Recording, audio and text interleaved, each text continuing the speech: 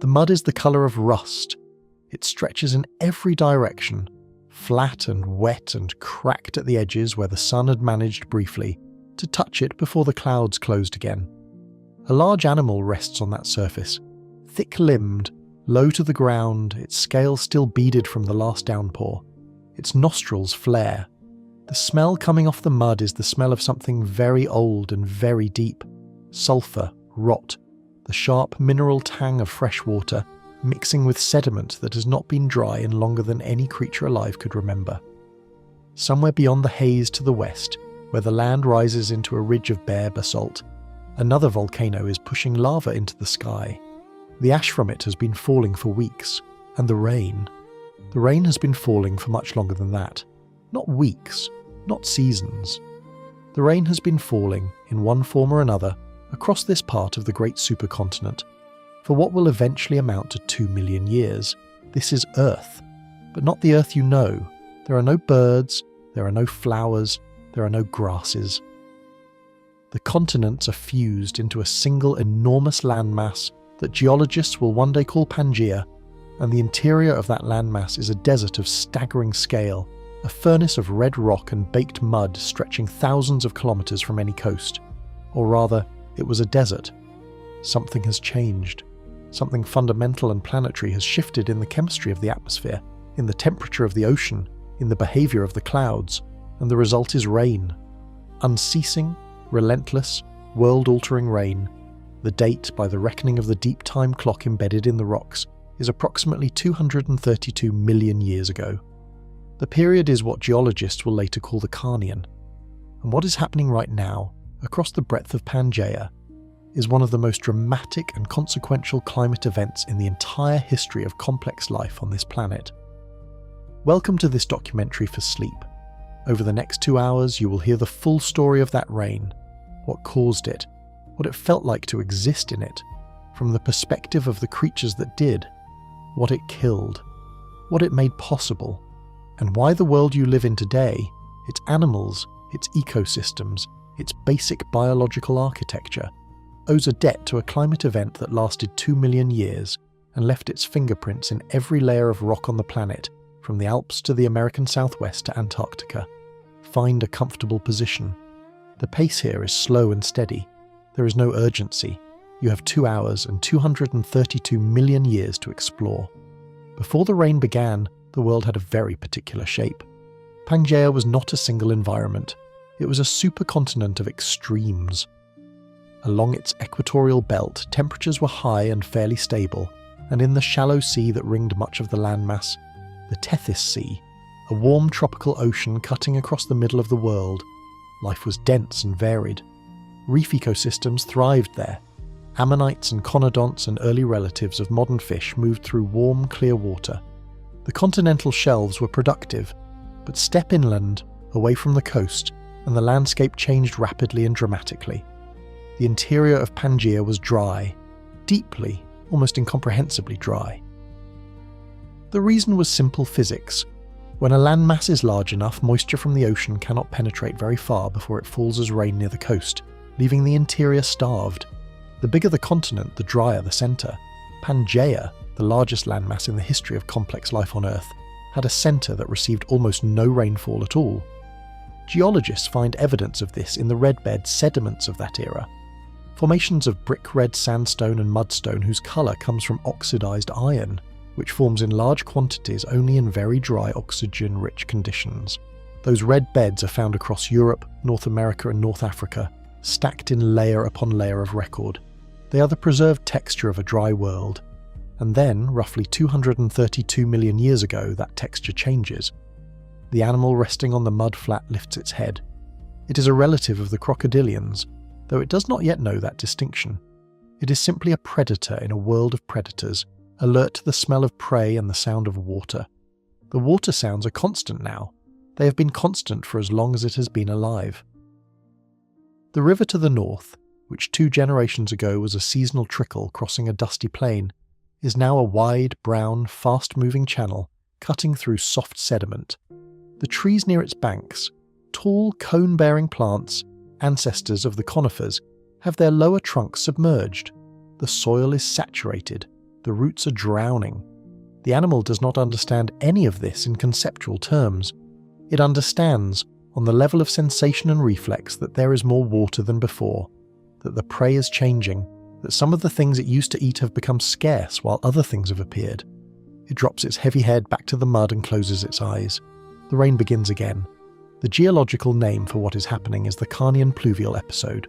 The word pluvial comes from the Latin for rain, and in geological usage it refers to a period of significantly increased precipitation relative to what came before and after. The Carnian pluvial episode lasted, by the most careful current estimates drawn from the rock record, between 1 and 2 million years. It was not constant rain in the sense of a single storm that never ended. The Earth's atmosphere does not work that way. What it was, rather, was a prolonged shift in the global hydrological cycle, a multi-million year period during which precipitation across much of the planet was dramatically higher than the long dry baseline of the preceding Triassic. The monsoons were stronger, the dry seasons were shorter, the rivers ran year-round instead of seasonally, lake systems expanded where there had been only dust, and the evidence for all of this is written in the rocks, in a language that takes patience to read but is perfectly unambiguous once you know what you're looking at. That language is the language of sediment. The red beds that dominate the Middle Triassic give way, at a very clear and identifiable stratigraphic boundary, to a different suite of rocks. Grey shales, black organic rich mudstones, layers of fine-grained carbonate deposited in standing freshwater. These are wet environment rocks. They record the presence of lakes, swamps, slow-moving rivers, waterlogged floodplains. They record organic matter accumulating in water rather than oxidizing in air. The boundary between the red beds and the grey beds is the boundary of the rain. In the Italian Alps, in the rock sequence of the Dolomites, this boundary is exceptionally well preserved, and its character is striking. A sharp line where brick-red desert sediment ends and grey lacustrine and fluvial material begins, and then, after roughly 2 million years, a gradual return toward drier conditions. The rain had a beginning, a middle, and an end, and each phase of it left a record. What caused it? The answer to that question sits in the rocks of a different kind entirely: igneous rock, volcanic rock, specifically a vast outpouring of lava that geologists call the Wrangellia, Large Igneous Province. A large igneous province, or LEIP, is the geological term for what happens when a mantle plume, an upwelling of extraordinarily hot material from deep in the Earth's interior, reaches the base of the crust and punches through it, not in a single volcano but across an enormous area, flooding the surface with lava over a period of millions of years. The volumes involved are almost beyond comprehension.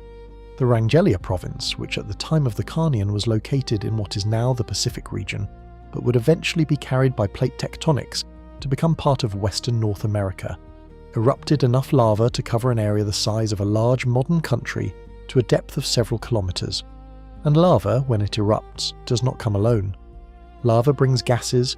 It brings carbon dioxide in quantities that, when released over millions of years, can significantly alter the composition of the atmosphere. Carbon dioxide is a greenhouse gas. More of it in the atmosphere means more heat retained. More heat means more evaporation from the ocean surface. More evaporation means more water vapor in the atmosphere. More water vapor means more rain.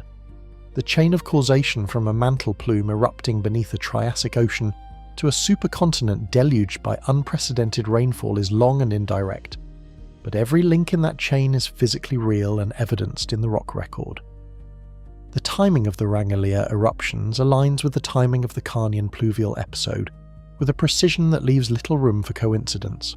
Isotopic signatures preserved in the teeth of Triassic fish and in carbonate sediments from the Tethys Sea show a clear carbon isotope excursion, a sudden change in the ratio of carbon-12 to carbon-13, right at the base of the pluvial interval. This excursion is the chemical signature of volcanic carbon dioxide flooding the atmosphere. It has been measured in rock sections across Europe, North America, and the Tethys region. The signal is consistent. The cause is not seriously in dispute. What is remarkable is the scale of the response. The Earth's climate system, when pushed hard enough, does not shift gradually and evenly. It reorganizes. The Rangelia eruptions pushed the global temperature upward by an estimated 3 to 7 degrees Celsius relative to the already warm baseline of the Middle Triassic. 3 to 7 degrees does not sound like much to a human ear accustomed to modern climate discussions, but in terms of planetary climate dynamics, it is a very large number. It is enough to intensify the global water cycle dramatically. It is enough to break the meteorological patterns that had kept the interior of Pangaea dry for tens of millions of years. The monsoon system that had existed before the Carnian, already substantial given Pangaea's equatorial position, strengthened and expanded its reach. Moisture from the Tethys Sea penetrated further into the continental interior. Rainfall reached places that had not seen sustained precipitation in geological ages. The large archosaur on the mudflat has moved by late afternoon. It is standing in shallow water now, at the edge of what has recently become a lake. The lake was not here 20 years ago. The basin it occupies was a dry, wind-blown depression, a place where red dust collected and nothing grew except sparse, drought-tolerant plants with deep roots and waxy leaves. Now it is full of grey-green water. Floating on the surface in patches are mats of algae, thin, pale green, catching the weak light that filters through the overcast. Along the near bank, new growth crowds the margin, horsetail-like plants with hollow stems, dense and quick-growing, colonising the wet mud with the speed that only opportunist plants manage.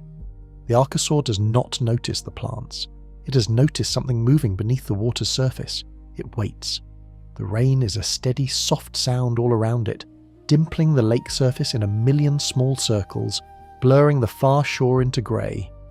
2 million years is a long time for rain. It is long enough for rain to change everything. The rock sequence in the Dolomites is not the only place where the transition is visible.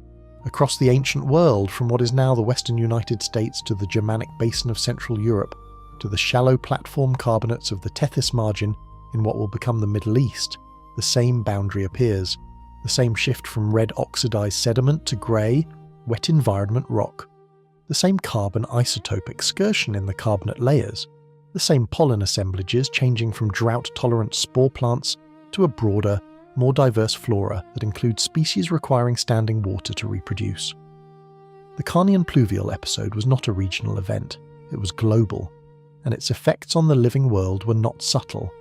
To understand what the rain did to life, it helps to understand what life looked like just before the rain began.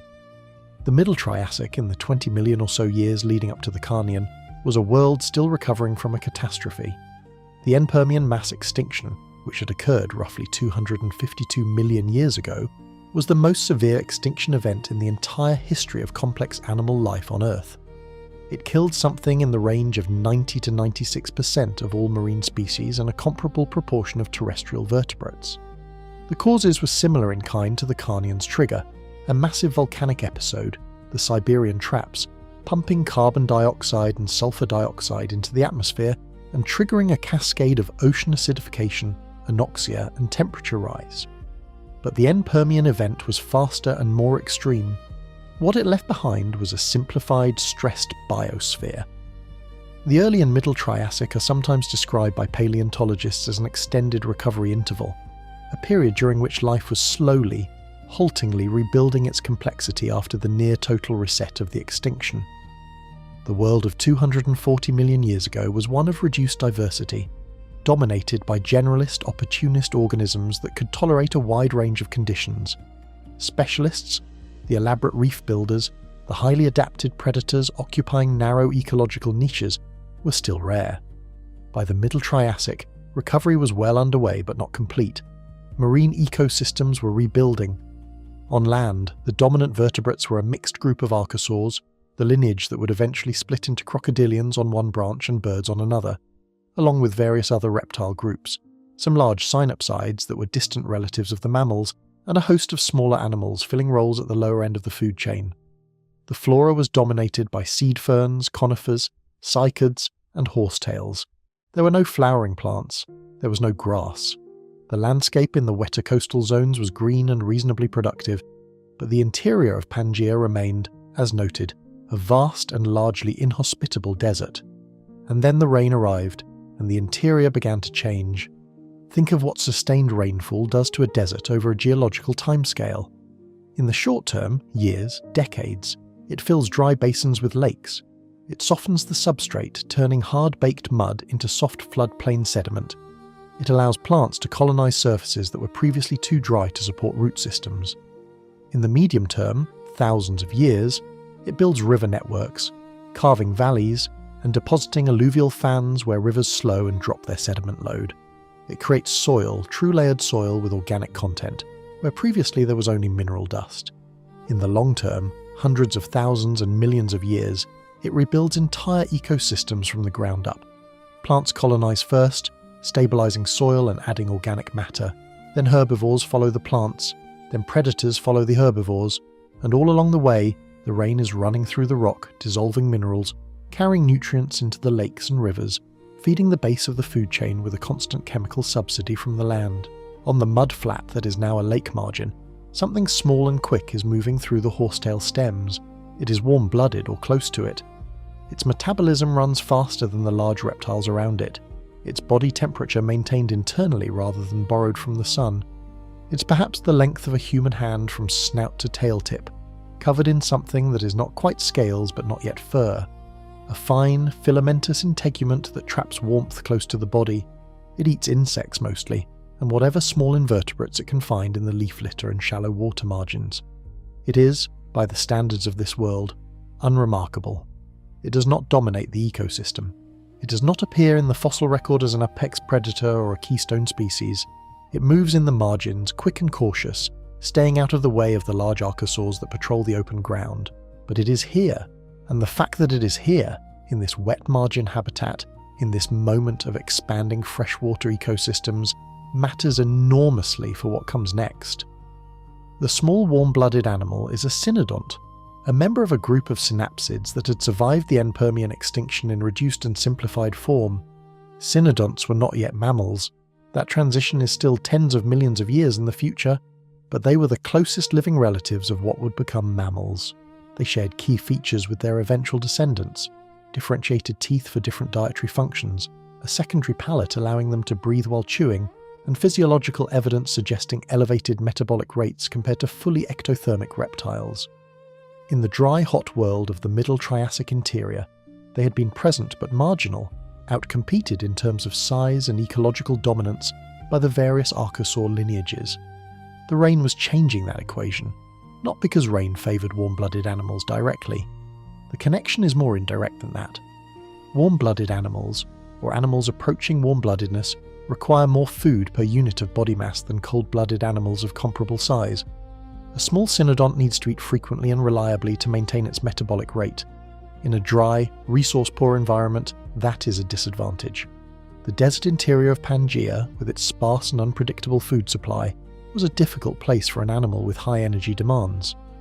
But in a wetter environment, one with dense plant growth, abundant insects, productive lake margins full of invertebrates and small fish, the caloric subsidy is much higher and more predictable. The expanding freshwater ecosystems of the Carnian pluvial episode were, in effect, providing the resource base that small, high-metabolism animals needed in order to thrive. The cynodont in the horsetail stems does not know this. It is looking for food. Its nose works rapidly, passing the wet leaf smell for the specific chemical signature of the beetles it prefers. The rain comes harder for a few minutes, drumming on the broad, flat leaves of the plants overhead, and the animal goes still, flattening instinctively against the stem of a large horsetail. Then the intensity eases. It moves again. The productivity of the Carnian wetlands was not uniform across Pangaea. The distribution of rainfall was controlled by the same large-scale atmospheric patterns that control modern monsoon systems: the position of the continent relative to the equator, the temperature gradient between the warm Tethys Sea and the still dry interior, the elevation of any mountain ranges or ridges that might force moist air upward and cause it to drop its moisture as rain. In the Carnian, Pangaea was rotated differently relative to the poles than the modern continents are. Large sections of what is now North America sat near the equator. Much of what is now Europe was subtropical. The Tethys Sea, stretching across the middle of the supercontinent from what will become the eastern Mediterranean all the way to southern Asia, was a source of moisture on a continental scale. And the great ellip eruptions of Wrangellia, by warming the ocean surface, had intensified evaporation from that already warm sea, pumping more water vapour into the atmosphere above it, and strengthening the monsoon circulation that carried it inland. The result was a mosaic. Along the Tethyan margin, and for some distance inland, the transformation was dramatic. Dry basins became lake systems, intermittent rivers became perennial ones, and the vegetation responded quickly.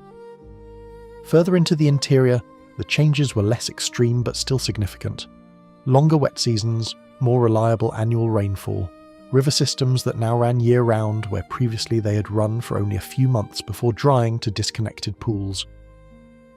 At the very centre of Pangaea, in the deepest interior, change was slowest.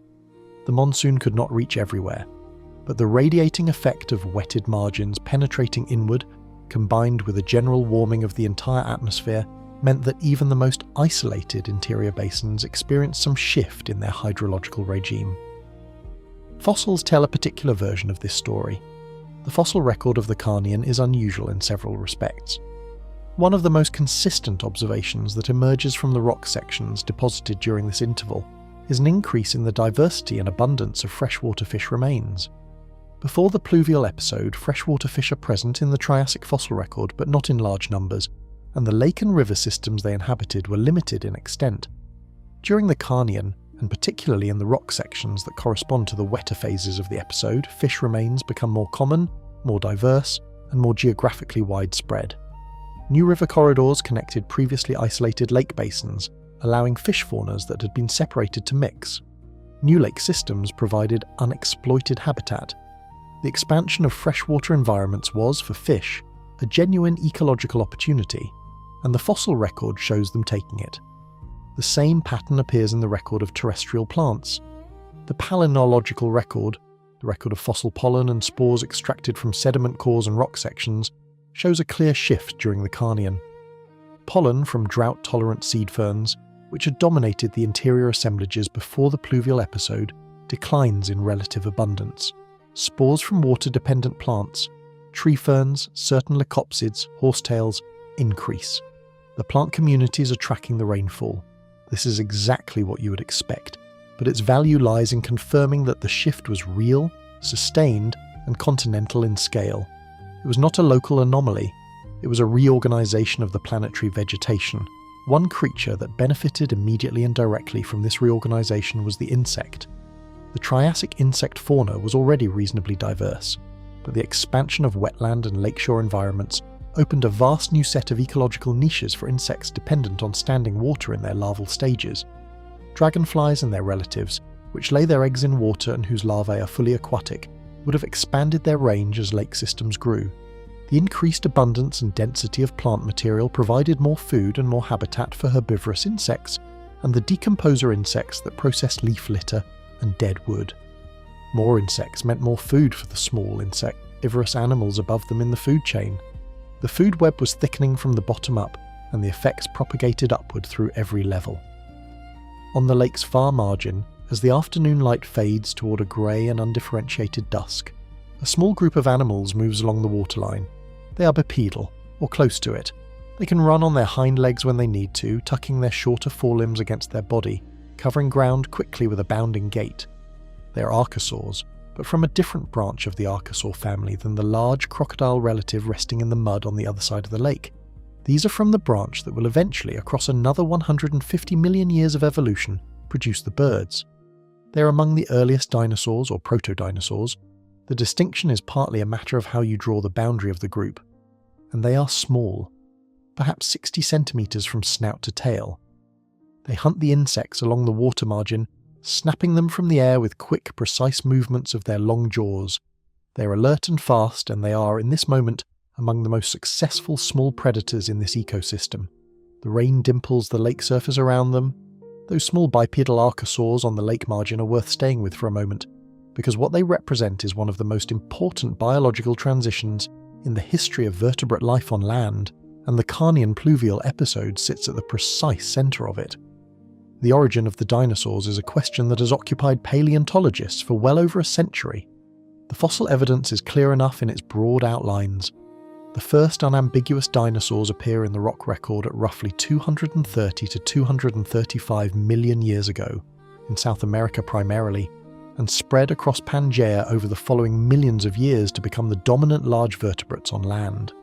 What the fossil record also shows, and what researchers have only fairly recently begun to connect systematically to the Carnian pluvial episode, is that this spread, this expansion of dinosaurs from a small geographically restricted group to a globally dominant one, happens during and immediately after the pluvial interval. Before the rain, dinosaurs are rare and geographically limited. After the rain, they are everywhere. The correlation is not coincidental. The reason has to do with what the rain did to the ecological landscape, and specifically with what it did to the competitive balance between different groups of large terrestrial animals. Before the Carnian, the dominant large vertebrates on land were not dinosaurs. They were other archosaurs, a diverse group sometimes collectively called the Crurotarsans, which included the ancestors of modern crocodilians and a number of now extinct lineages with names that require some effort to pronounce but whose ecological roles were anything but obscure. Among these were the Etosaurs, heavily armoured pig-like herbivores with broad bodies covered in bony plates, feeding on roots and low vegetation in the dry floodplains of the Middle Triassic interior. There were the Phytosaurs, long-snouted, semi-aquatic predators that occupied an ecological role very similar to modern crocodiles, patrolling the margins of seasonal rivers and lakes. There were the Rauisuchians, large, upright walking predators with deep skulls and serrated teeth, the top predators of the Middle Triassic food chain. And there were various other groups filling niches at different sizes and dietary specializations. These animals were well adapted to the dry seasonal world of the Middle Triassic interior. The Etosaurs in particular were specialists in a dryland herbivore role, and they were successful at it. Their fossils are found across a wide geographic range in Middle Triassic deposits. The Phytosaurs were tied to water, but the seasonal river systems of the prepluvial landscape suited them well enough. The Rauisuchians could move across a range of environments and were not strongly tied to any single habitat type. But when the rain came and the landscape was transformed, the competitive advantages shifted. The early dinosaurs had several features that, in a wetter, more productive environment, became genuine assets. They were lighter and faster than most of the large Crurotarsans. Their upright posture, with the limbs directly beneath the body rather than sprawling to the sides, was energetically efficient for sustained movement across varied terrain. Some of them were already showing signs of elevated metabolic rates, the same general direction of evolutionary change that was also occurring in the Cynodont lineage, though through a completely separate evolutionary pathway. In a landscape of expanding forests and dense vegetation, where quick movement through cluttered terrain was more valuable than brute strength in open desert, the dinosaur body plan had advantages. And in a landscape where food was more abundant and more evenly distributed across the year, because the rivers ran year-round, because the lake margins were consistently productive, because the plant communities were denser and more reliable, the energetic cost of maintaining a higher metabolic rate was offset by the higher caloric availability. The transformation was not instantaneous. It played out across the full duration of the pluvial episode and into the drier period that followed. But the pattern in the fossil record is consistent. During the Carnian, dinosaur diversity and geographic range expand dramatically. At the same time, several of the dominant Crurotarsan lineages begin to contract, not disappearing immediately, but losing the ecological dominance they had held. The Etosaurs persist, but in reduced diversity. Some of the Rauisuchian lineages thin out. The Phytosaurs, tied to aquatic margins that are now expanding, actually fare reasonably well during the wet phase, but when the rain eventually eases and the landscape begins to dry again, they find themselves in a precarious position. The ecological restructuring that the rain initiated continued to unfold for millions of years after the rain itself ended. There is a rocky slope at the edge of the new lake, where the basalt of an older, drier formation meets the wet sediment of the expanding floodplain. The rock is dark and finely grained, ancient lava from an earlier volcanic episode, its surface now colonized by patches of green, thin films of algae and bryophyte-like plants that can only survive here because the rain keeps the rock surface consistently moist.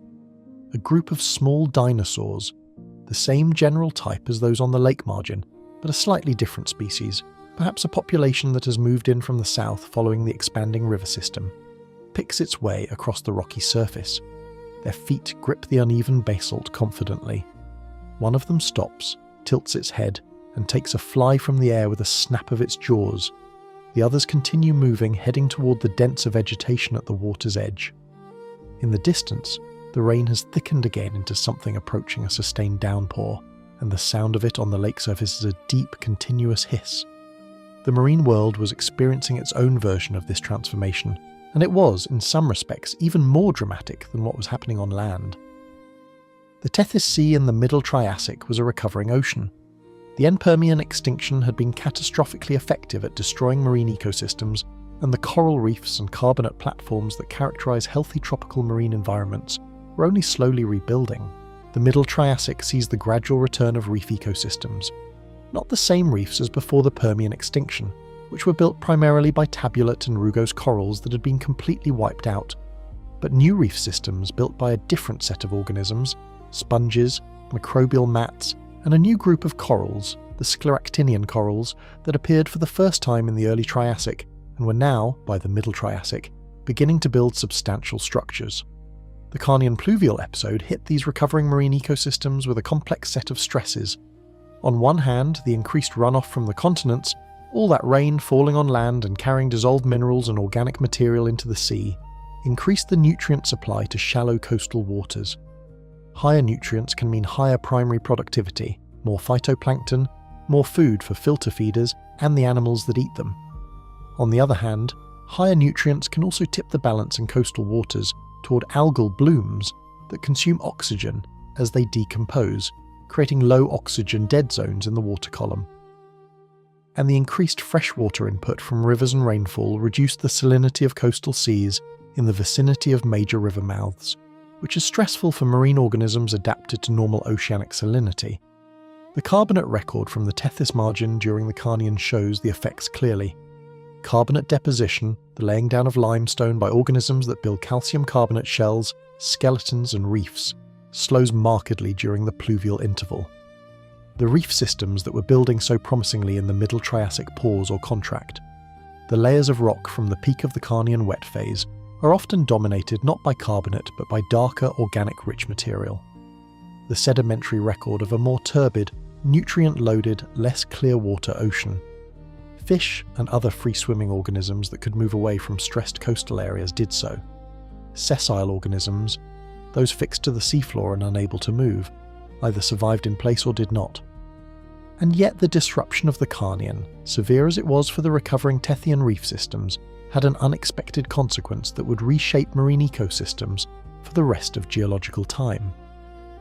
The organisms that did survive the wet phase, and the ecological disruption that came with it, were in many cases the founders of the modern marine fauna. The scleractinian corals, though stressed during the pluvial interval, were resilient enough to persist, and in the drier conditions that returned after the Carnian they expanded rapidly, building the reef systems that would dominate tropical seas for the rest of the Mesozoic and on into the present. The modern tropical reef ecosystem, the coral reef as it exists today, has its deep roots in the aftermath of the Carnian disruption. In the shallow water of the Tethys margin, somewhere in what will one day become the limestone hills of northern Italy, a school of fish moves through a gap in a sponge reef. They are not large, perhaps the length of a hand, silvery, quick. Their descendants, through an unbroken lineage of small adjustments and extinctions and survivals, will eventually include species recognizable to a modern observer.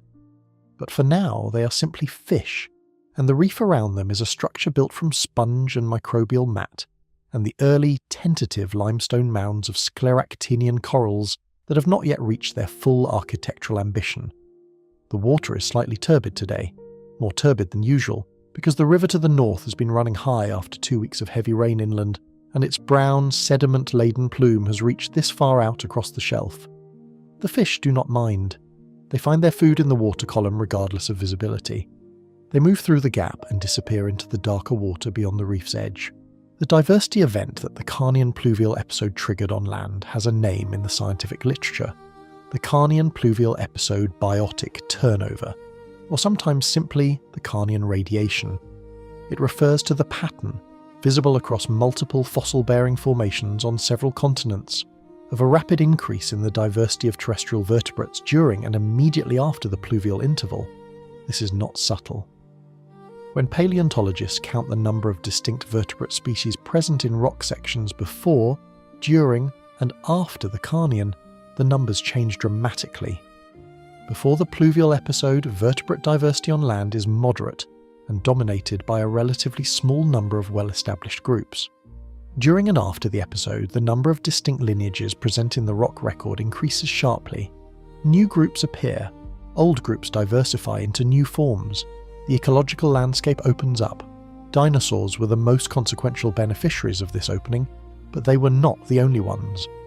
The first turtles, animals with the distinctive shell architecture that has characterized the group ever since, appear in the fossil record at or very near the Carnian boundary. The first pterosaurs, the flying archosaurs that would eventually develop wingspans measured in meters, appear in the late Triassic just after the pluvial interval. The first crocodilomorphs, the ancestors of modern crocodiles, distinct from the broader Crurotarsan group that had dominated before, appear and begin to diversify. And the mammalia forms, the direct ancestors of all modern mammals, show a clear uptick in diversity and geographic spread in the late Triassic, in the aftermath of the Carnian reorganization. The rain did not create these groups. Evolution does not work on that kind of schedule, but the rain reorganized the ecological landscape profoundly enough that groups which had existed as minor marginal players in the pre-pluvial world found the competitive barriers reduced, the available niches expanded, and the resources more broadly distributed. In evolutionary terms, that kind of ecological opening is fuel. It accelerates diversification. It allows specialists to develop where previously only generalists could survive. It is the difference between a crowded, well-occupied ecological space and one that has been partially cleared and refurnished, waiting for new occupants to move in and make it their own. To understand what it actually felt like to exist inside the Carnian pluvial episode, not as a data point in a fossil assemblage but as a living animal moving through a living world, it helps to slow down and look at the physical environment in detail. Not the big picture of continental geography and atmospheric chemistry, but the small picture, the texture of the ground underfoot, the quality of the light, the smell of the air, the sound of water moving through a landscape that is still learning how to hold it. The floodplain of a major Carnian river, somewhere in what will eventually become the Germanic basin of Central Europe, is a wide, flat expanse of grey-brown sediment.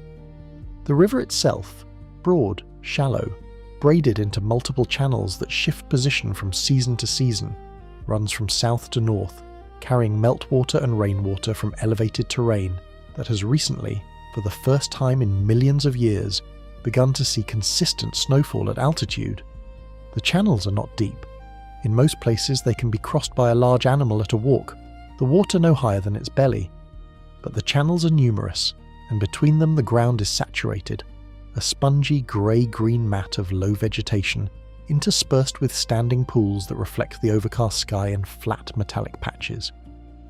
The smell of this place is distinctive. It is the smell of anaerobic decay, the slightly sour, slightly sweet odour of organic material decomposing in waterlogged conditions without oxygen. When organic matter breaks down in the presence of oxygen, the process is clean and relatively fast.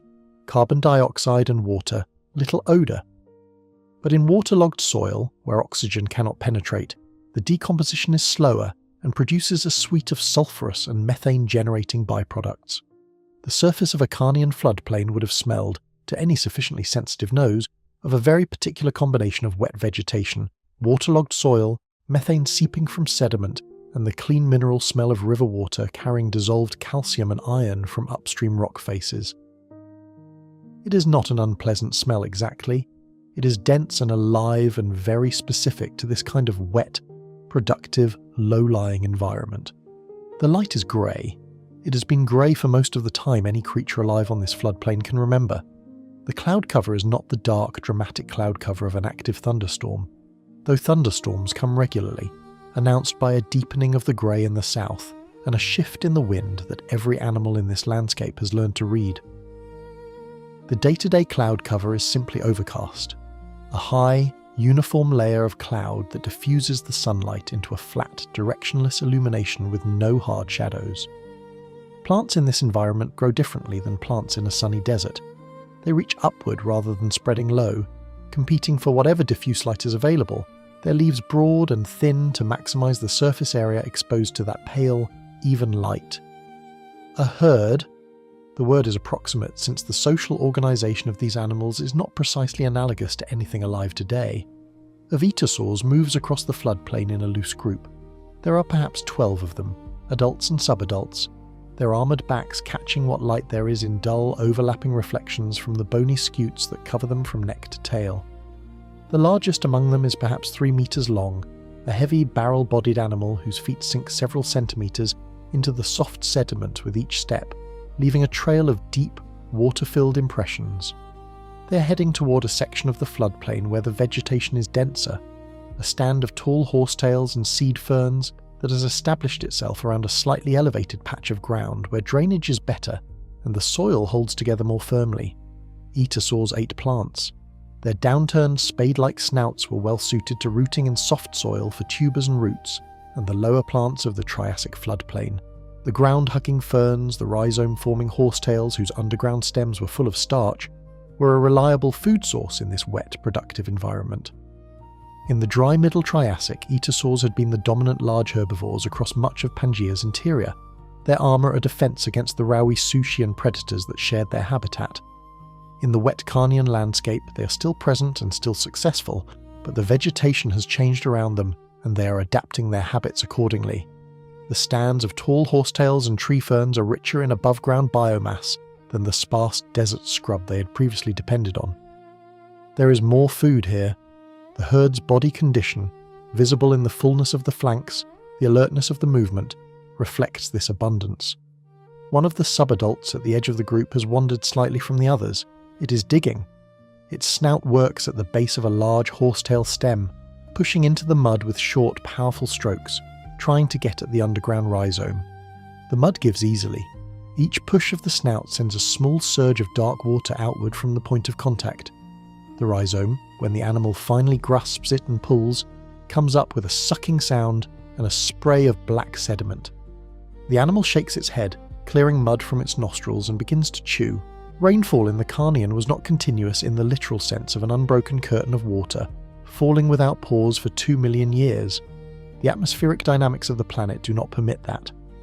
What the geological record actually shows is a prolonged period during which the monsoon season was dramatically extended and intensified. Dry seasons were shorter and less extreme, and precipitation events were more frequent and more intense than in the preceding or following periods. There were still days without rain. There were still dry spells, particularly in certain regions and certain seasons, but the statistical baseline had shifted. The average annual rainfall was higher, the variance was higher, and the frequency of extreme precipitation events, the heavy storms that do the most geomorphological work, reshaping channels and depositing thick sediment layers, was higher. This distinction matters because it affects how we interpret the impact on living organisms.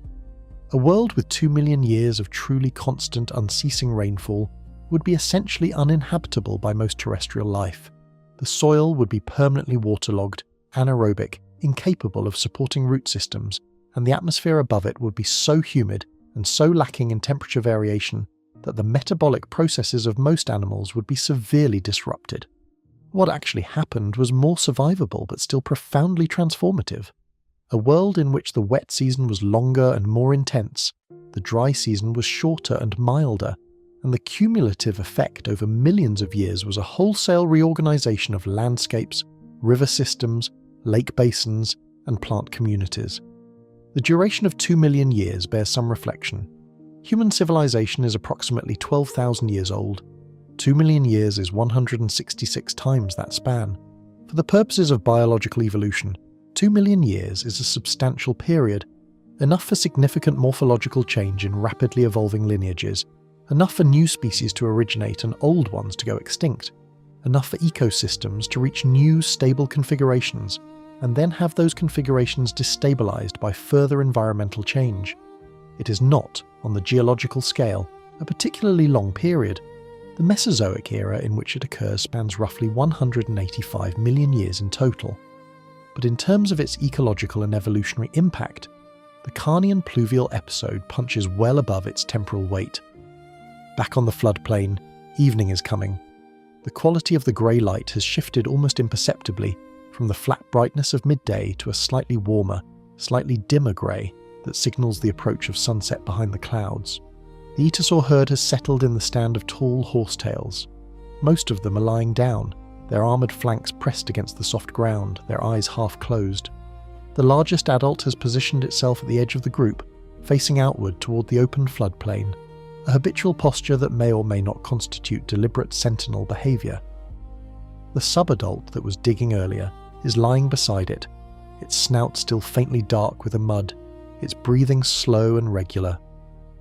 At the edge of the floodplain, where the braided channels converge into a single, slightly deeper main channel, a Rauisuchian predator is motionless at the waterline. It is large, 4 meters, perhaps slightly more, with the deep, laterally compressed skull and the upright limb posture that characterize its group. It has been motionless for a long time. The technique is patience. Wait at the water margin until something comes to drink, or until something wading through the shallows comes within range of a short, explosive charge. The water runs dark and smooth around its lower legs. The rain, which had paused for most of the afternoon, has begun again as a fine, cool mist that turns the far bank of the channel into a smear of green and grey. The Rauisuchian does not move. Its eyes, set high on its skull, track a ripple in the water upstream. Something is moving toward it through the shallows. The chemistry of what the Carnian rain was doing to the atmosphere deserves attention. The Rangelia eruptions were releasing carbon dioxide, which warmed the planet and drove the intensified hydrological cycle. But carbon dioxide was not the only gas involved. Large igneous province eruptions also release substantial quantities of sulfur dioxide, which has the opposite climatic effect. Sulfur dioxide in the upper atmosphere forms sulfate aerosols that reflect incoming solar radiation and cause short-term cooling. The interplay between the long-term warming effect of volcanic carbon dioxide and the short-term cooling pulses caused by sulfur dioxide aerosols would have produced a climate that fluctuated on timescales of centuries to tens of thousands of years, with periods of more intense warmth and rainfall alternating with cooler, slightly drier intervals. This pulse behaviour is consistent with the sedimentary record from several Carnian rock sections, which show not a single uniform wet interval, but a series of wetter and slightly drier phases nested within the overall pluvial episode, the Rauisuchian strikes. The movement is very fast, a lunge forward and to the right, jaws snapping on the flank of a phytosaur that had been moving upstream through the shallows, perhaps returning from a deeper pool toward its resting place on a gravel bar. The phytosaur is nearly as large as the Rauisuchian, and it does not go down immediately. There is a churning of water, a thrashing of bodies, the sound of impact carrying across the flat water of the channel. The Etasaur herd, 200 meters away in the horsetail stand, goes alert instantly, heads up, ears working, the large adult on its feet in a single smooth motion.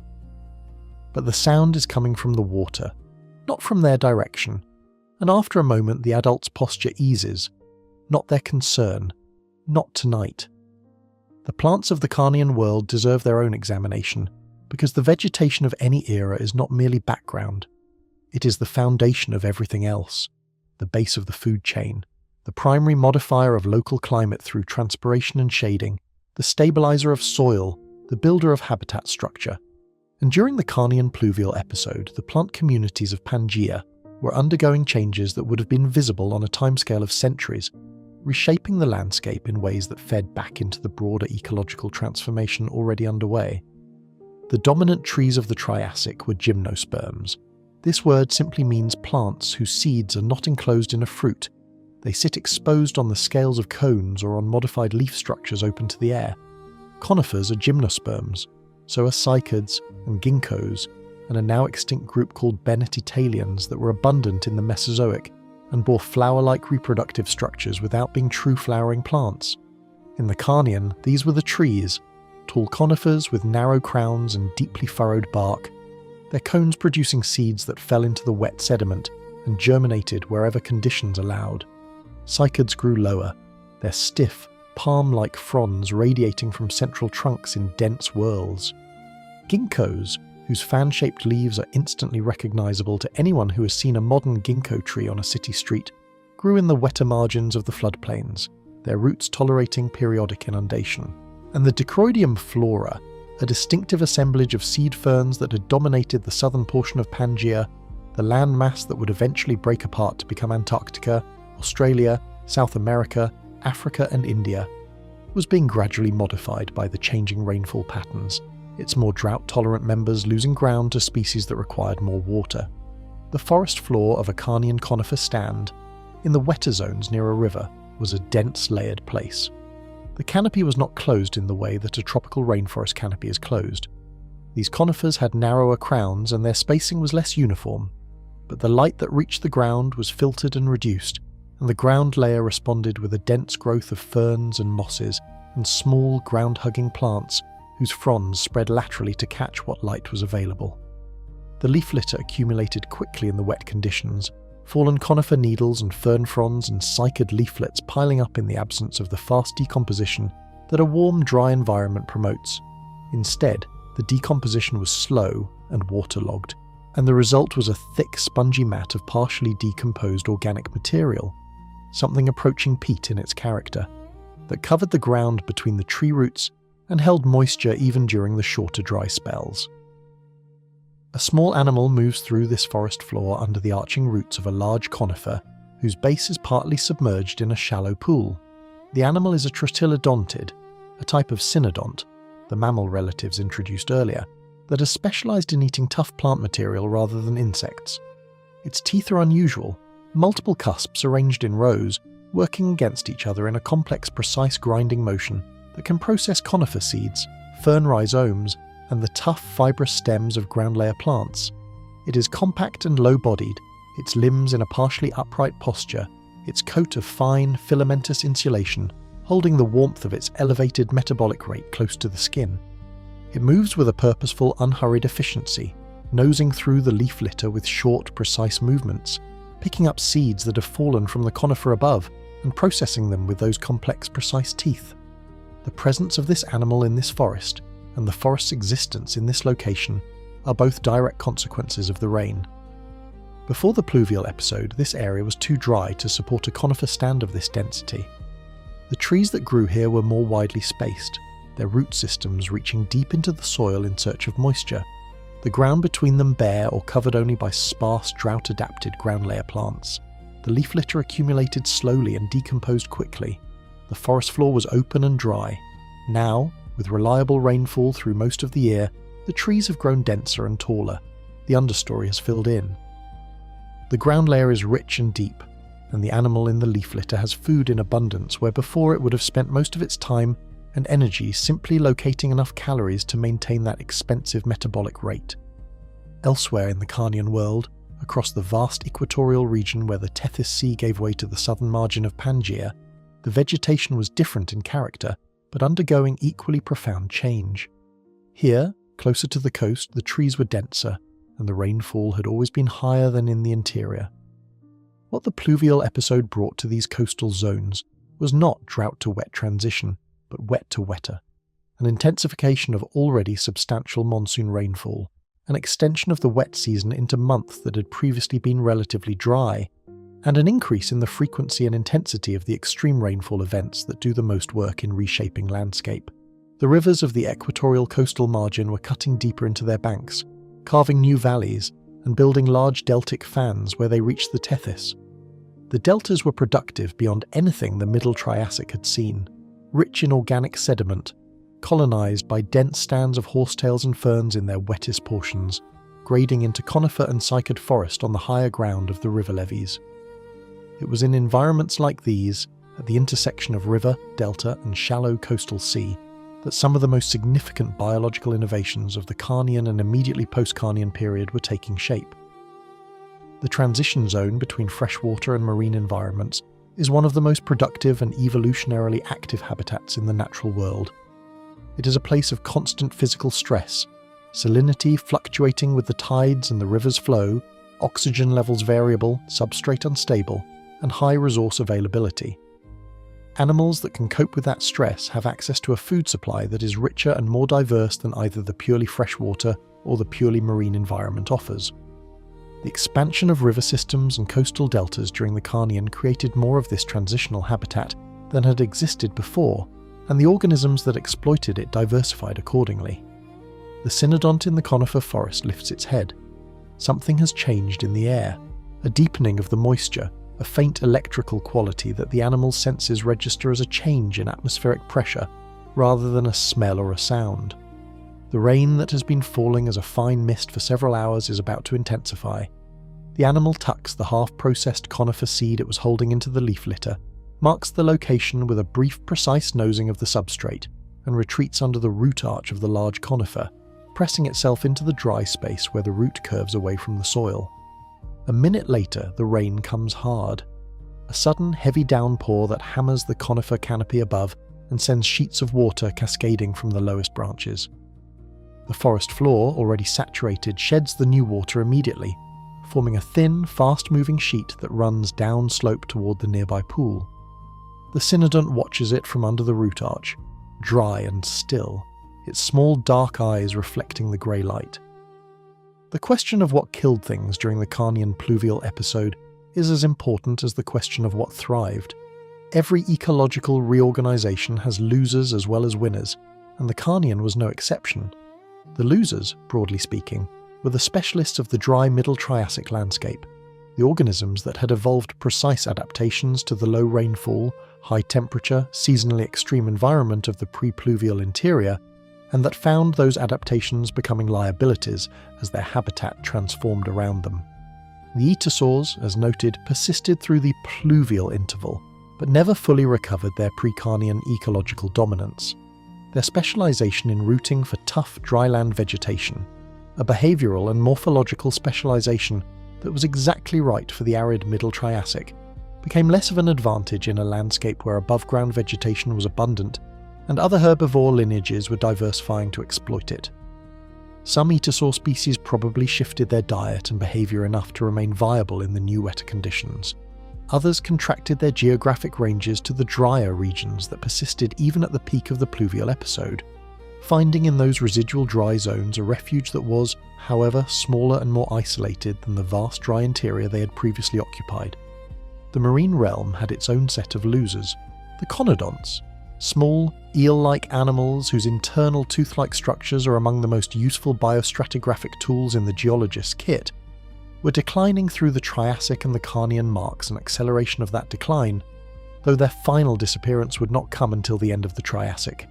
Various groups of bivalves and brachiopods that had specialised in the clear, low-nutrient, high-carbonate waters of the Tethys Reef environment found themselves in a more turbid, nutrient-loaded coastal sea during the pluvial interval, and their diversity contracted accordingly. The reef systems themselves, those fragile, complex carbonate structures being rebuilt by the scleractinian corals and their sponge and microbial partners, were periodically damaged by the influx of fresh water and sediment from river flooding events. A reef system that takes centuries to build can be smothered in a single flood season by a thick deposit of fine riverine sediment settling out of the water column and blanketing the substrate. The cynodont emerges from under the root arch when the downpour eases back to its previous drizzle. It retrieves the seed from the leaf litter without difficulty. Its memory for specific locations is precise, a cognitive capacity that serves it well in the complex three-dimensional environment of a forest floor. It processes the seed quickly, swallows, and moves on, nosing through the wet debris in search of the next item. The forest drips. The pool nearby has risen slightly from the downpour, its surface still disturbed by the last of the heavy drops, and a small fish, a semionotid, an early representative of the ray-finned fish lineage that will eventually dominate freshwater environments worldwide, moves in the shallow water at the pool's margin, feeding on the insects that the rain has displaced from the leaf litter into the water. The cynodont notices it. It considers. The water is cold and the fish is quick, and the energy cost of pursuing it in the shallows probably exceeds the caloric value of the catch. The cynodont turns away and continues through the leaf litter. 200 metres upslope, the conifer forest gives way to more open ground. A recent landslide has cleared a swathe of hillside, and the exposed mineral soil is being colonised rapidly by opportunist plants, fast-growing ferns and horsetails whose spores are always in the air, always ready to establish wherever bare ground appears. The landslide itself is a consequence of the rain. The hillside, its soil saturated beyond the holding capacity of the root systems that had previously anchored it, had given way 3 months ago after a particularly intense rainfall event. The scar is still raw, pale mineral soil against the darker vegetation-covered slopes on either side, and the runoff from it has been carrying fine sediment into the pool below ever since. The pool is slightly murkier than it was before the slide.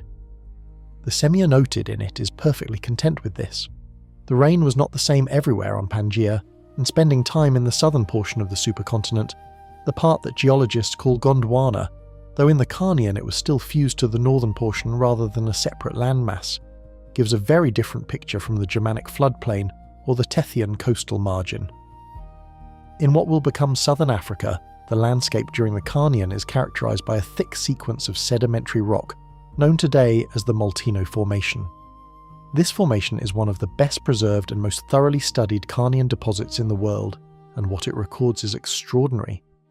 The Molteno sediments were laid down in a system of rivers and lakes occupying an ancient rift basin, a zone where the crust was beginning, very slowly, to pull apart in a way that will eventually contribute to the breakup of Gondwana itself, though that event is still tens of millions of years in the future. The basin was subsiding gently, creating accommodation space for sediment faster than the rivers could fill it, which is why the Molteno sequence is so thick and so well preserved. Layer upon layer of river channel sand, floodplain mud, lake carbonate, and coal swamp organic material, all stacked in a sequence that records millions of years of environmental change in fine detail. The coal layers in the Molteno Formation deserve particular attention. Coal forms from the compressed and altered remains of plant material that accumulated in waterlogged conditions. Swamps, marshes, the margins of lakes where organic matter piled up faster than it could decompose. The presence of coal in the Molteno is direct physical evidence of the kind of sustained, productive wetland environment that characterized the Carnian in this part of Pangaea. You cannot make coal from desert sediment. You cannot make it from a seasonally dry floodplain where organic material oxidizes away in the hot months. You make coal from a swamp that is consistently wet, consistently productive, and geologically persistent over thousands of years. The Molteno coal seams are the Carnian rain, compressed and fossilized. A large dragonfly, a species with a wingspan close to 15 centimeters, large by any standard, rests on the stem of a tall horsetail at the margin of a Molteno swamp.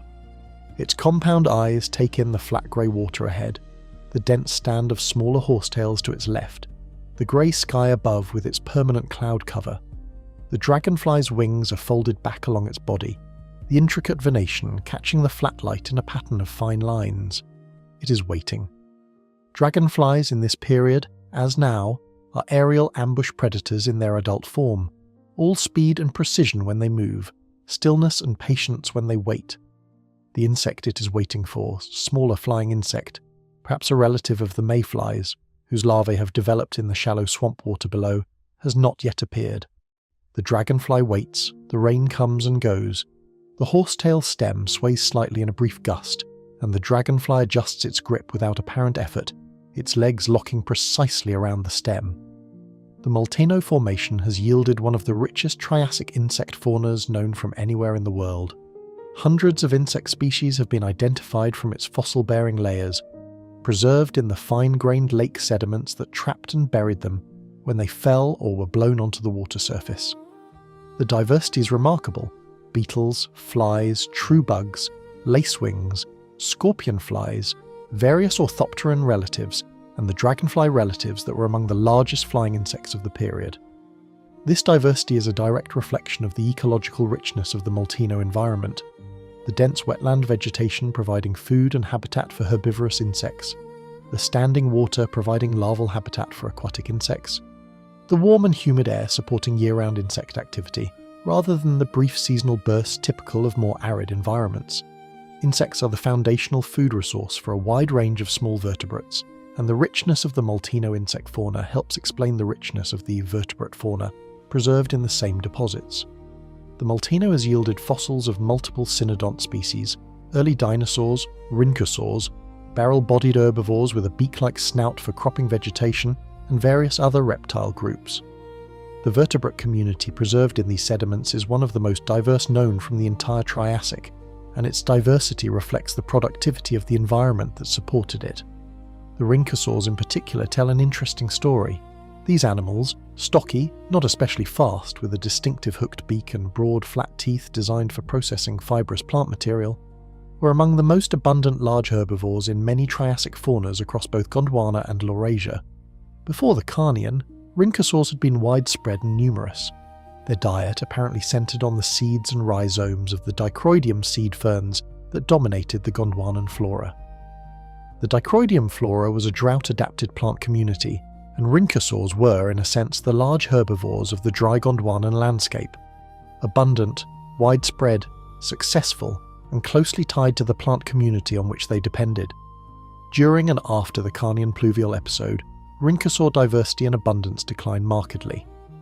The pattern is visible across multiple fossil sites in South America, Africa and India, the Gondwanan regions where rhynchosaur fossils are most common. The decline corresponds precisely with the Carnian wet interval. The most likely explanation is that the expansion of wetter, denser vegetation during the pluvial episode disadvantaged the Dicroidium flora, those drought-adapted seed ferns, and as the plant community changed, the animals that depended on it lost ground. The rhynchosaurs did not disappear during the Carnian. They persisted into the late Triassic. But after the Carnian, they are never again as diverse or as ecologically dominant as they had been before it. In their ecological place, a vacuum was opening, and the dinosaurs, as noted in an earlier part of this account, were among the groups moving to fill it. On the elevated ground above the Molteni swamp, where the terrain rises from the basin floor toward a series of low ridges, a small group of early dinosaurs is moving through open conifer woodland. These are sauropodomorphs, long-necked, relatively long-limbed, with a dietary tendency toward plant material that distinguishes them from the more carnivorous or omnivorous dinosaurs of other lineages. They are not yet the enormous long-necked giants that the word sauropod brings to mind for most people. Those animals are still a very long time in the future. These are modest in size, perhaps 2 meters long, bipedal or switching between bipedal and quadrupedal posture depending on whether they are moving or feeding. Their necks long enough to reach vegetation at heights that the rhynchosaurs could not access. They are moving between the conifer trees, pausing occasionally to strip fronds from low branches with a sideways pull of the head, swallowing without much processing, the digestive system doing the work that the teeth do not. What is notable about this scene is not the animals themselves, which are unremarkable by the dramatic standards of later Mesozoic fauna, but the simple fact of what they are doing, eating vegetation at multiple height levels, from ground level up to 2 meters or more. This vertical stratification of herbivory, different animals feeding at different heights in the vegetation, is the beginning of one of the defining characteristics of Mesozoic terrestrial ecosystems. The dinosaurs were opening up the three-dimensional structure of the plant community as a feeding resource. The rhynchosaurs before them had fed primarily at ground level. The large crurotarsans were mostly carnivores. The dinosaurs were, in this sense, ecologically novel.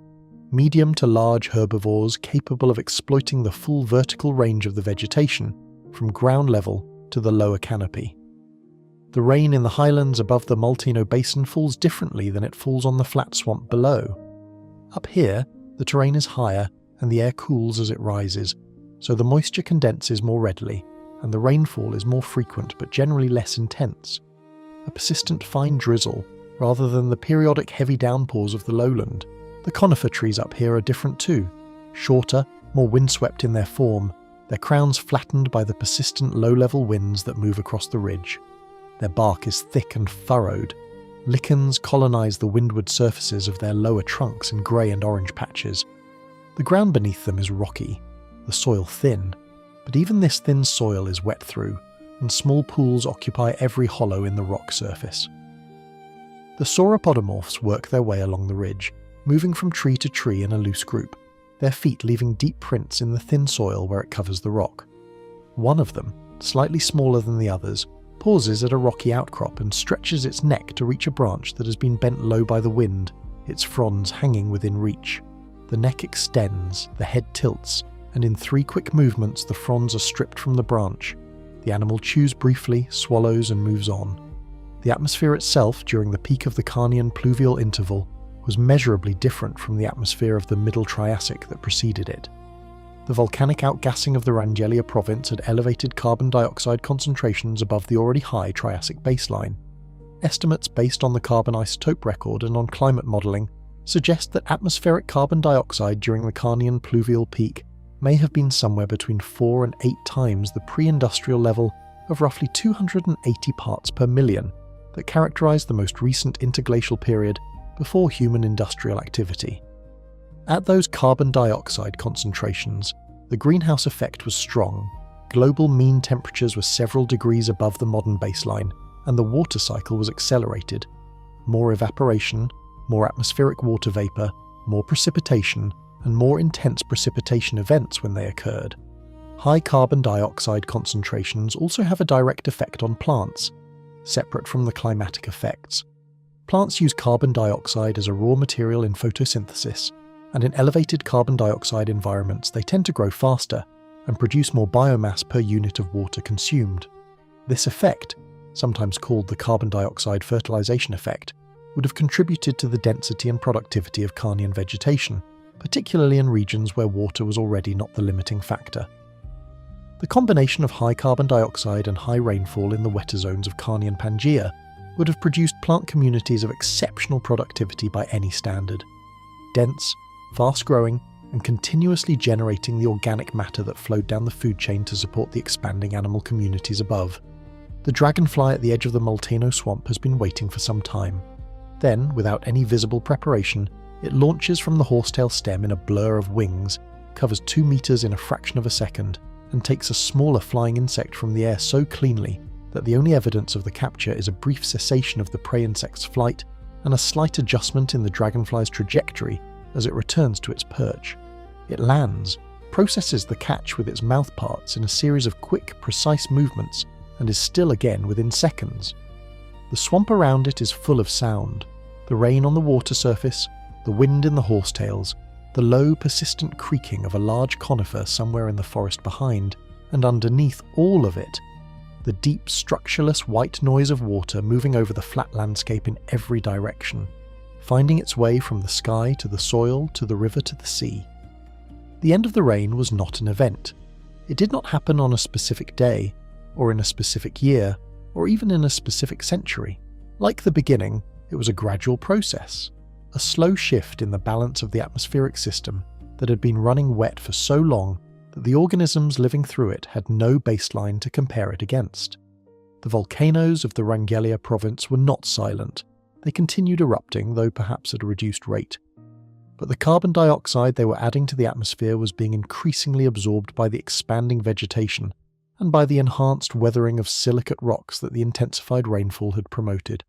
Chemical weathering, the process by which rainwater reacts with exposed rock minerals to form carbonates that are then carried by rivers into the ocean and eventually deposited on the seafloor, is a planetary scale carbon dioxide sink. The faster and harder the rain falls on bare rock, the faster this process proceeds, and the more carbon dioxide is drawn out of the atmosphere. This is one of the planet's long-term negative feedback mechanisms, a self-correcting loop that tends, over geological timescales, to prevent runaway greenhouse warming by increasing the rate of carbon dioxide drawdown as the planet warms and rainfall intensifies.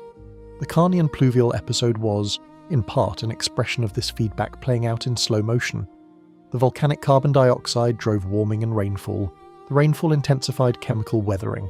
The weathering drew carbon dioxide back down, and over millions of years the atmospheric concentration gradually returned toward a lower level. The temperature eased, and the monsoon system moderated. The transition back toward drier conditions was not uniform. Different parts of Pangaea dried out at different rates, depending on their position relative to the main moisture sources and on the local topography that shaped rainfall patterns. The Germanic basin, which had been so thoroughly transformed by the pluvial interval, began to see its lake systems contract in the later phases of the Carnian. The lakes did not simply drain, they shrank gradually from their margins inward, leaving behind rings of pale carbonate sediment that record the falling water levels in the rock with the same precision that a bathtub ring records the level of the water. These carbonate rings are visible today in rock sections across Central Europe, and they tell the story of a slow drying in the final stages of the Carnian. Lake after lake shrinking, river after river becoming seasonal again, the grey-green wetland vegetation retreating as the soil dried out from the surface down. In the southern Gondwanan basins, the transition was slower and less complete.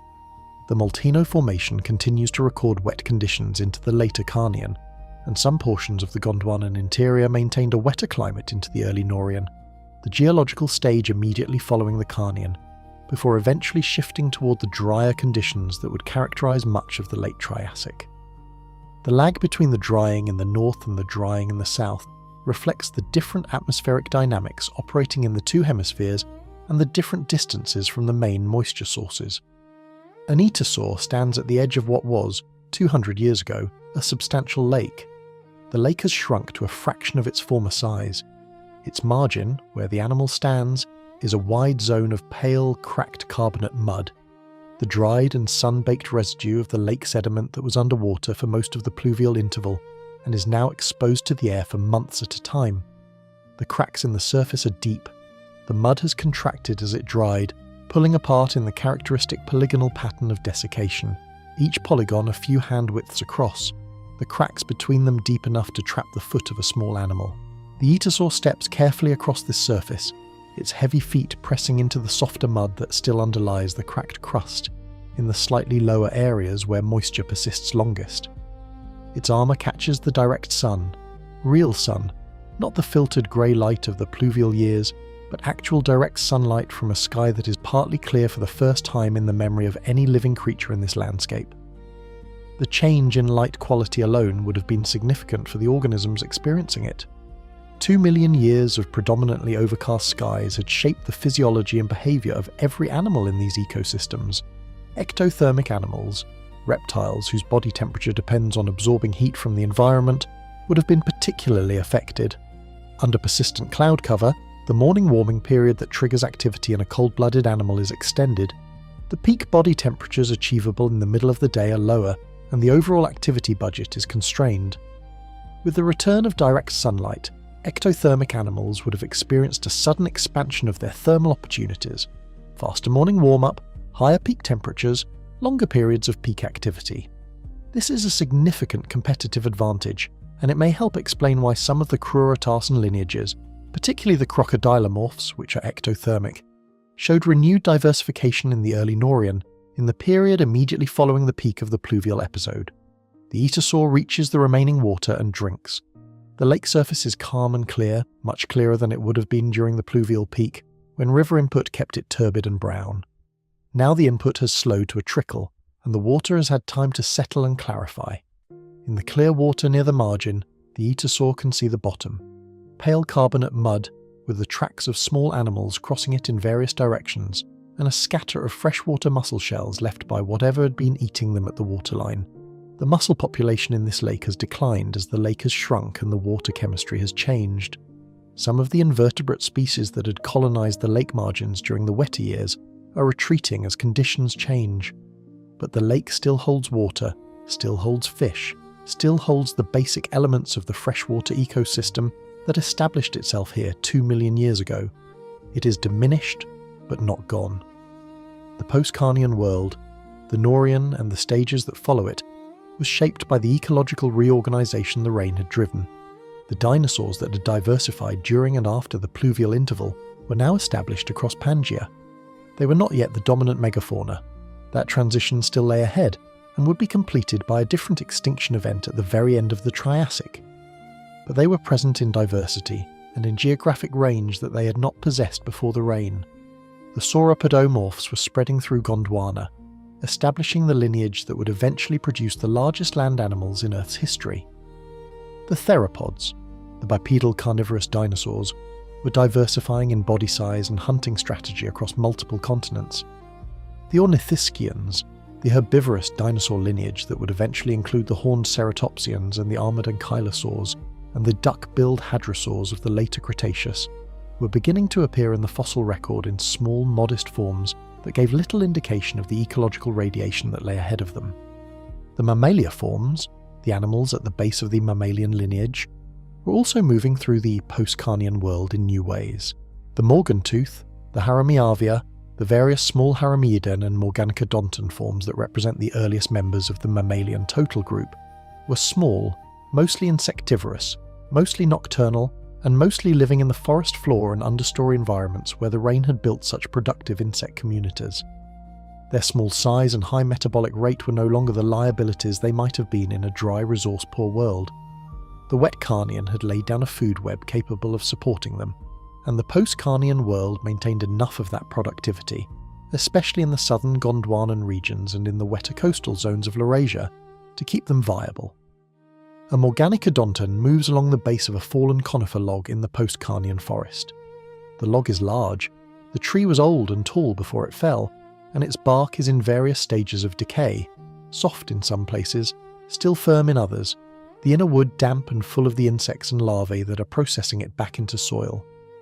The Morganicodonton is perhaps 4 centimetres long from snout to tail base, covered in fine fur, its eyes large and forward-facing, and a skull that is transitional in several anatomical features between the cynodont ancestors and the fully mammalian descendants. It is hunting by smell, and by the low-frequency vibrations it detects through its feet and jaw, the faint vibrations of insect movement inside the decaying wood. When it locates a beetle larva under a section of loose bark, it works the bark free with careful, precise movements of its forepaws, and takes the larva with a snap of its narrow jaws. The world this small animal inhabits is quieter and drier than the world of the pluvial peak, but it is richer and more complex than the world that existed before the rain began. The 2 million years of the Carnian pluvial episode had acted on the biosphere the way a long, slow flood acts on a landscape, sweeping away some structures, depositing new material in unexpected places, cutting new channels and filling old ones, and leaving behind, when the water finally receded, a terrain that was fundamentally reorganized. The organisms that had survived the flood and adapted to its conditions were now in possession of a world that had been, in important ways, remade for them. The rock that preserves all of this, the grey shales and lacustrine carbonates and coal seams and alluvial sandstones of the Carnian pluvial interval, is found on every continent. In Antarctica, Carnian sediments record the same shift from dry to wet conditions visible in Europe and South America and Africa. The global extent of the geological signal confirms what the climate modelling predicts. This was a planetary event driven by a planetary scale cause, and it left a planetary scale imprint in the rock. Geologists reading that rock in the field, running their hands across the boundary between the red Triassic sediment below and the grey pluvial sediment above, are touching the physical residue of 2 million years of rain. The Morganicodonton finishes the beetle larva, cleans its face with its forepaws in a quick, precise grooming motion, and moves further along the fallen log. The forest around it is damp but not saturated. The rain today has been light, a brief morning shower that left the leaves beaded with water but did not significantly raise the level of the stream nearby. The sky above the canopy is partly clear. Shafts of direct sunlight reach the forest floor in narrow beams, illuminating patches of fern and moss in a quality of light that is warm and specific and very different from the flat grey illumination of the pluvial years. The small animal moves through one of those beams, its fur briefly gold in the direct light, and then passes into shadow again and is gone into the leaf litter and the quiet complexity of the post-Carnian forest floor. What remains 232 million years later is the rock, and the animals, and the architecture of the living world. Start with the rock, because the rock is the most direct and least ambiguous record of what happened. In the Dolomites of northern Italy, a specific section of cliff face exposes the Carnian boundary in a horizontal band of colour change that any attentive observer can see without any specialist training. Warm red below, grey above, and then, after a vertical interval of grey rock several metres thick, a gradual return toward the warmer tones of the post-pluvial Triassic. That colour band is the rain. The entire 2 million year episode compressed into a few metres of cliff face, each centimetre of which represents thousands of years of continuous deposition. Geologists have mapped this boundary across the alpine region with enough precision to correlate individual layers from one valley to the next, tracing the same moment in time across a terrain that has been folded, faulted and uplifted by the collision of Africa and Europe over the intervening 200 million years. The fact that the boundary is still traceable across that deformed terrain is a testament to how clear and consistent the sedimentary signal of the Carnian pluvial episode was at the time of its deposition. In the American Southwest, the same boundary appears in the Chinle Formation, a thick sequence of late Triassic sedimentary rock exposed across Arizona, New Mexico, Utah, and Colorado in the Badlands terrain of the Colorado Plateau. The Chinle is one of the most productive Triassic fossil-bearing formations in the world, and its lower members record the Carnian transition with the same clarity visible in the European sections. The shift from oxidized, red bed-dominated sediment to grey, organic-rich fluvial and lacustrine deposits, accompanied by the same carbon isotope excursion and the same biological turnover in the fossil fauna.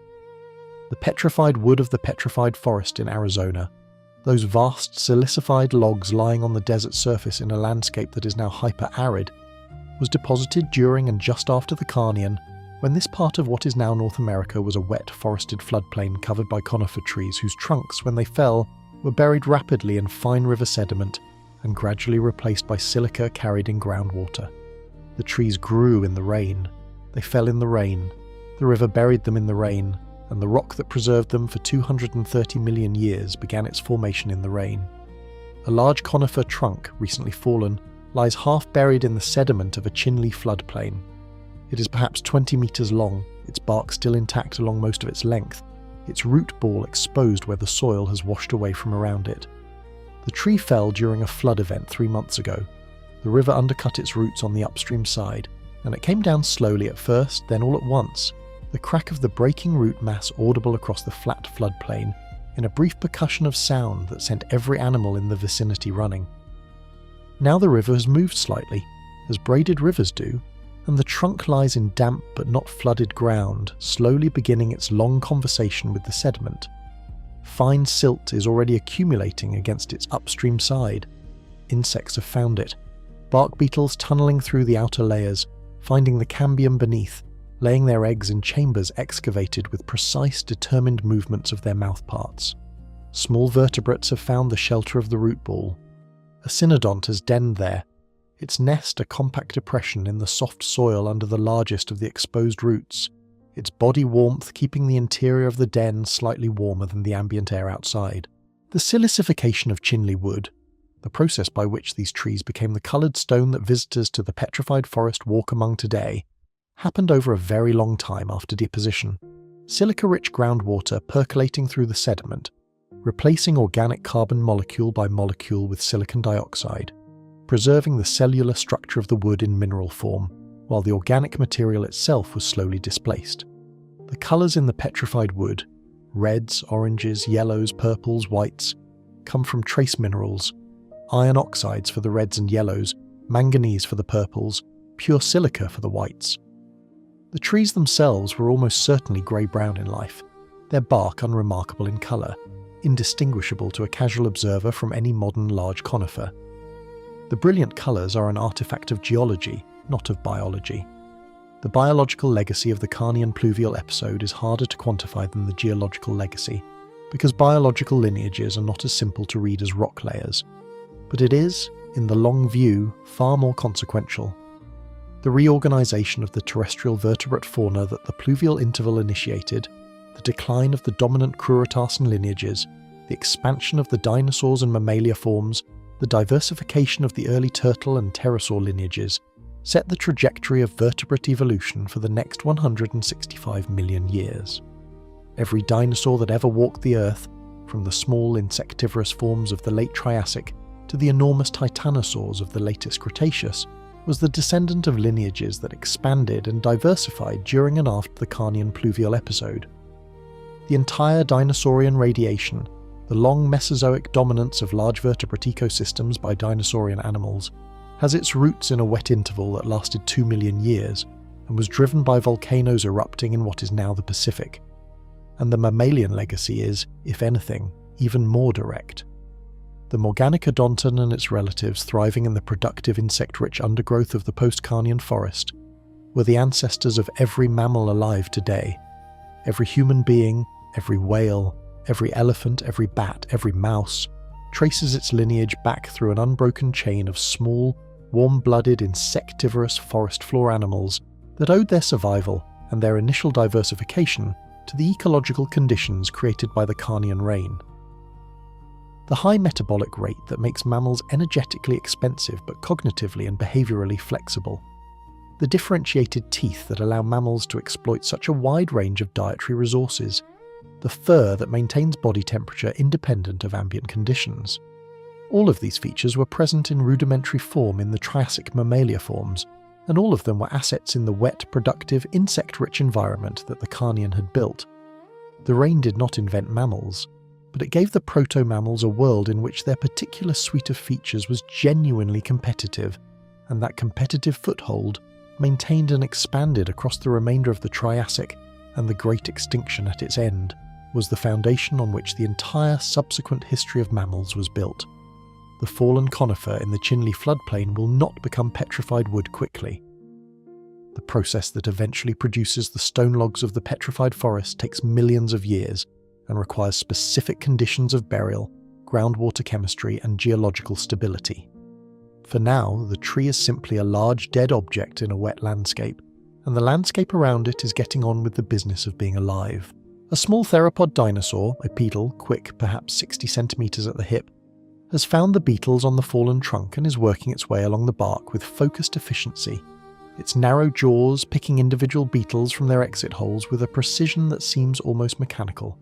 It has been at this for 20 minutes, the trunk is long and the beetles are numerous, and the theropod is not in any hurry. There is a question that the Carnian pluvial episode raises for anyone thinking carefully about the history of life, and it is worth sitting with before this account closes. The question is about contingency, about how much of what exists today is the product of specific, non-inevitable historical events rather than of some general developmental logic that would have produced broadly similar outcomes regardless of the specific path taken. If the Wrangellia Large Igneous Province had erupted at a lower rate, or at a different time, or not at all, if the mantle plume had not punched through the crust at that particular moment in Triassic time, the Carnian pluvial episode would not have happened. The dry Middle Triassic world would have continued on its existing trajectory. The dominant Crurotarsans would have maintained their ecological position. The dinosaurs, already present in small numbers in South America and moving outward, might have diversified more slowly and less dramatically, or might have remained a minor component of the Triassic fauna indefinitely. The mammalia forms might have persisted as marginal, specialist insectivores without the ecological opening they needed to diversify.